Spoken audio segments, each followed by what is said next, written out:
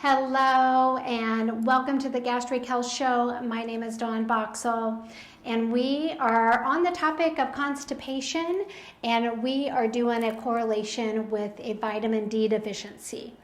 We have been identifying all different areas that could contribute to constipation after gastric sleeve and gastric bypass surgeries, so you have options.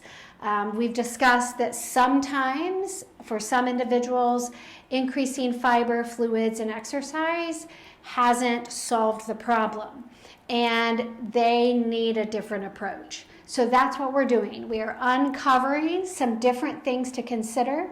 This is all about thinking out of the box and really getting a little more personal with your body and what could be driving it and what link you may be missing to getting a better result that you're seeking for.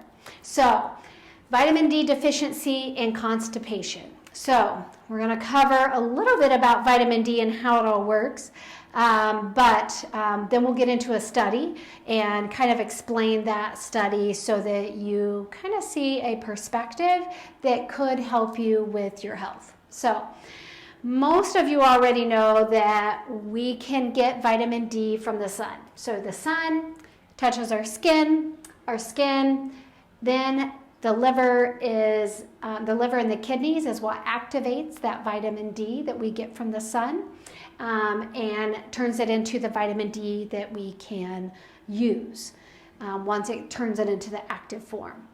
So many are already aware that vitamin D deficiency is involved in inflammatory bowel disease and in irritable bowel syndrome, so IBD and IBS.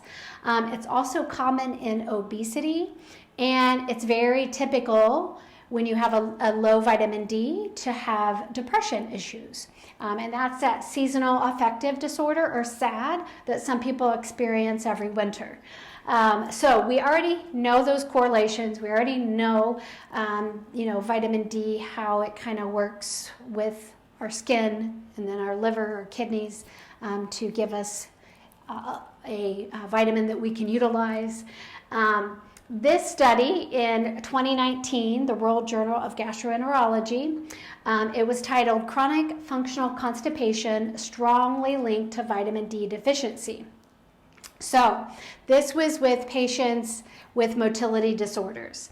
And these patients had low vitamin D, they had a low quality of life and psychological tests results. So they were pulling in this depression and anxiety piece that are common with vitamin D deficiency, and then the IBS and IBD, they were connecting those dots. I will say it lacked the obesity piece, and we'll get to that in a minute, but they did cover the quality of life surveys and just anxiety and depression that kind of correlates with a low vitamin D.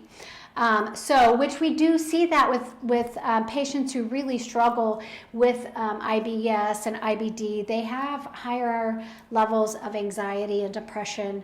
Usually anybody who's struggling with digestive issues are going to have issues with depression, anxiety, or just quality of life issues. So those are things that we always have to consider because it's impacting how you feel and your mood and your ability to connect in the world.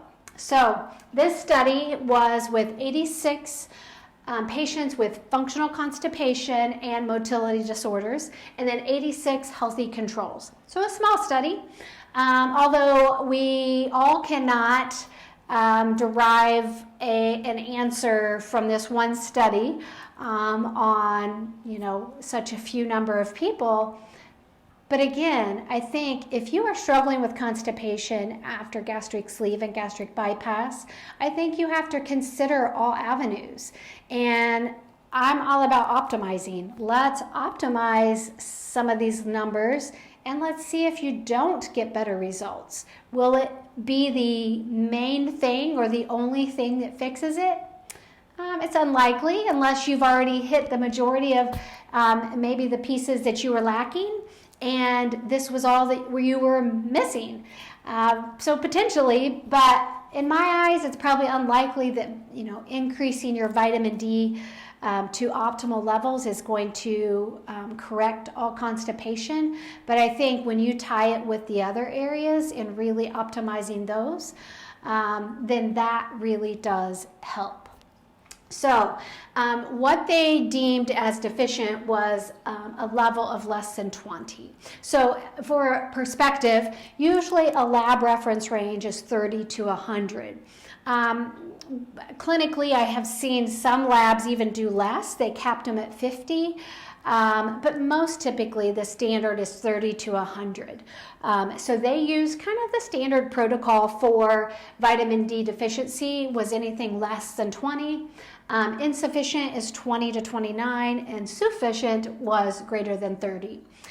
In my world, in the functional world, we like to optimize things, and we like to keep things at better levels for prevention and for protection. So I'm not just trying to correct a problem or a deficiency. I'm trying to optimize it so that we prevent things in the future.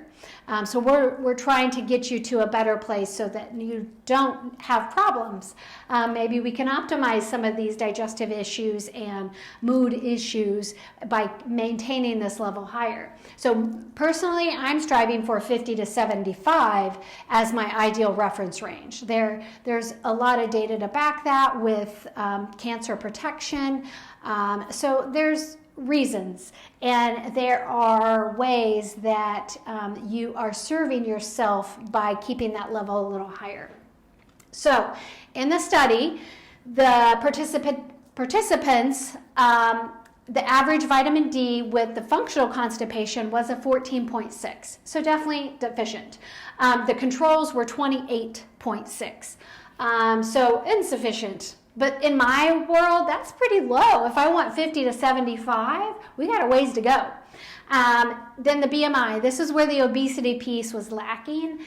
And with the functional constipation, their BMI was 23.7. The control was 24.6. So healthy BMIs, it would have been awesome to have an obese group and to compare those numbers. To see the difference. So, and I would say for most bariatric patients, if you get into the healthy BMI range, you unlikely will maintain that for life.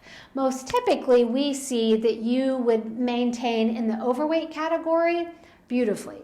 So to us, that's kind of the healthy BMI range for weight loss surgery patients is in that overweight category.